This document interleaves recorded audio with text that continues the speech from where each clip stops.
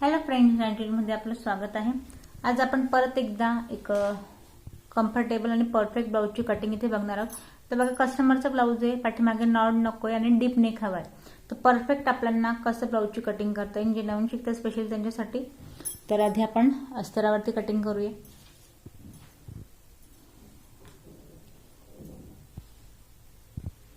अस्तर chest wise आपल्याला double घडी घालायची आहे, बंद बाजूने माझ्याकडून ठेवून घेणार आहे।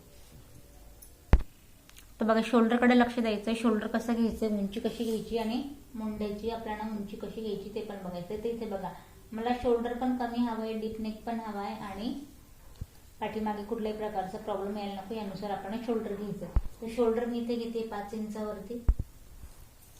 जी मुंड्याची उंची आहे ती मी या पॉइंटला घेते 6.5 इंचावरती, 6.5 आणि अर्धा इंच आत।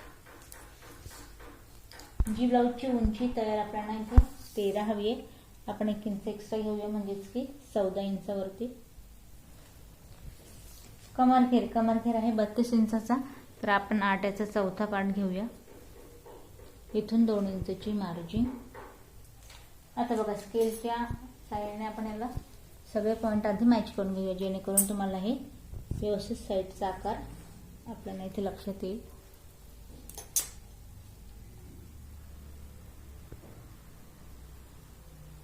आता बघा, जो आतला पॉइंट आहे आपला, जो मी अर्धा इंच आत घेतलाय, त्या पॉइंट पासून आता बघा सरळ आपल्याला चेस्टचा चौथा पार्ट, 36 इंचाचा चेस्ट घेर आहे, 9 याचा चौथा पार्ट घेतला, इथून पुढे 2 इंचची मार्जिन।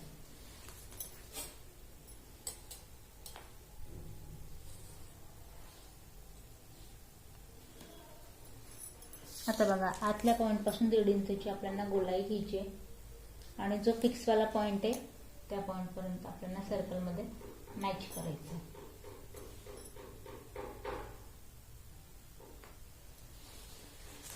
आता तुम्हाला म्हटलं की आपल्याला डीप नेक हवा, तर इथे जो गळ्याचा घेर आहे तो गळ्याचा घेर आपण इथे घेतोय 3 इंचावरती।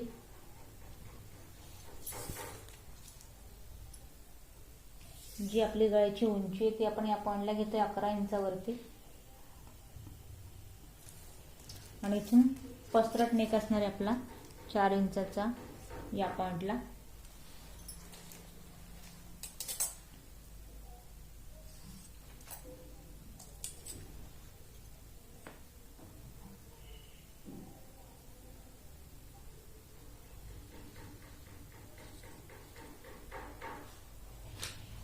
डीप नेक आहे, पसरट नेक आहे आणि कुठल्याही प्रकारचं आपल्याला नॉट लावणार नाही, पण तरीही आपल्या शोल्डर मध्ये परफेक्ट यायला हवा, यानुसार आपण याला कटिंग करायची आहे।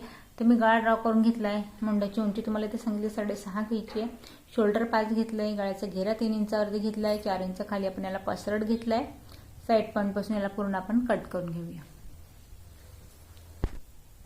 तर इथे बघा, आपण डीप नेक बॅकचा पार्ट आहे तो आपण इथे या पद्धतीने कट केलाय, पूर्णपणे पसरट नेक आहे आणि शोल्डर पण आपण कमी घेतलंय आणि नॉड लावण्याची कुठल्याही प्रकारची याला गरज येणार नाही। त्या पाठीमागचा पार्ट कट झालाय, तर प्रिन्स कटचा जो फ्रंट पार्ट आहे तो पण आपण इथे कट करणार आहोत।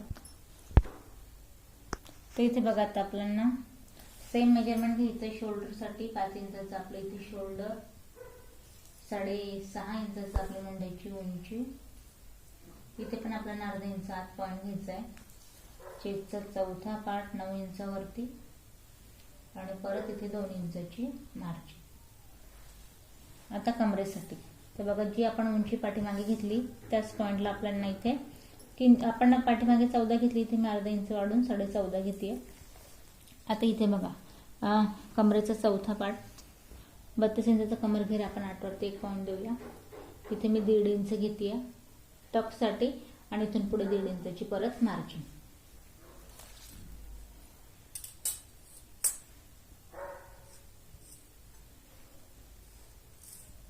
जो प्रिन्स कटचा टक्स असणार आहे त्यासाठी आपण 1.5 घेतले, मार्जिन साठी आपण 1.5 घेतले आणि कमरेचा चौथा पार्ट घेतलाय।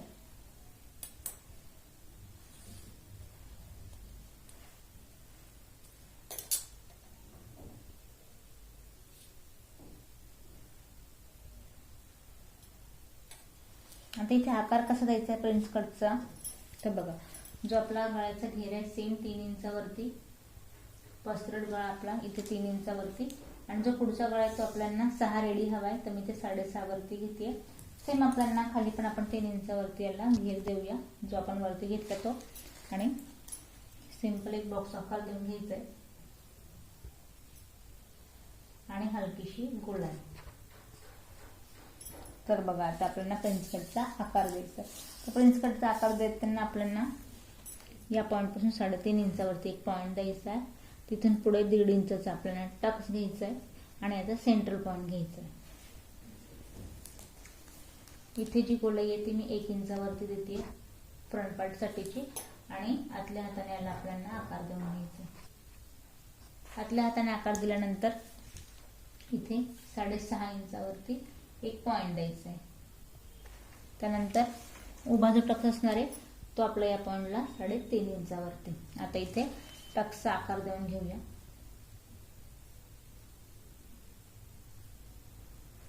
एक, 2 आणि 3 पॉइंट आपल्याला इथे मॅच करायचे या पद्धतीने, आणि याला निमुळतं इथे मॅच करायचं आहे.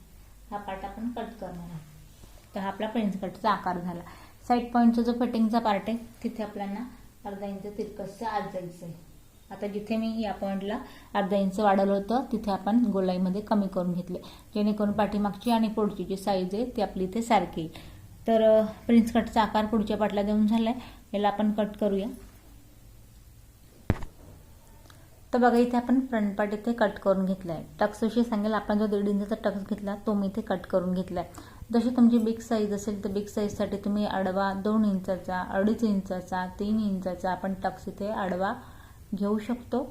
आणि उभा टक्स तुमच्या उंचीवर राहतो की आपण उभा टक्स असा किती घ्यायचा आहे.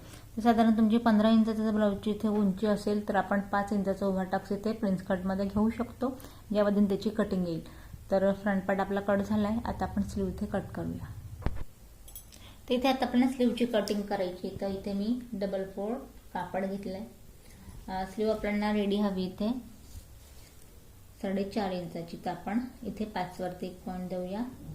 तर बघा दंडघेर आहे 12 इंचाचा, तर आपण 6 इंचा निमा पार्ट घेऊया. इथून पुढे 1.5 इंचाची मार्जिन. आता 1.5 इंचाची जिथे आपण मार्जिन घेतले त्याच पॉइंट पासून काखेतलं मेजरमेंट घ्यायचं. इथे एक 3 इंचावरती तिरकसचं 3 इंचाचं आपण मेजरमेंट घेतलंय. त्यानंतर आता या पॉइंटला चेस्टचा चौथा पार्ट आपण 9 इंचावरती घेऊया आणि इथून पुढे परत घेऊया आपण 1.5 इंचाची मार्जिन. आता इथे आपल्याला हलकासा इथे 1 इंचावरून पुढून तिरकसा, जिथे आपण 3 इंचावरती आकार दिला तिथे आपल्याला तिरकसा या पद्धतीने आकार द्यायचा.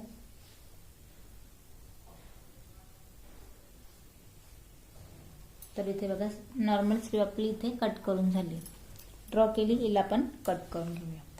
तर इथे बघा मी सिंगल कापड फोल्ड केला होता, आपली सिंगल स्लीव इथे कट झाली.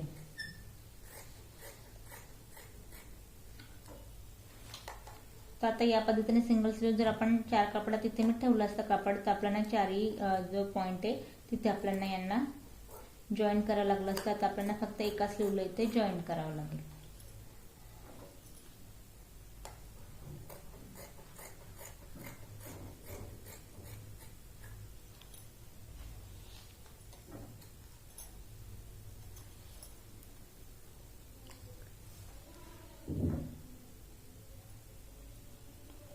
तर बघा एक स्लीव आपली इथे कट झाली आहे. आता मी इथे जो आपला इथे कापड आहे तर बघा या पद्धतीने, तर इथे आपण दुसरी स्लीव ठेवून हिला आहे तशी कट करून घेऊया.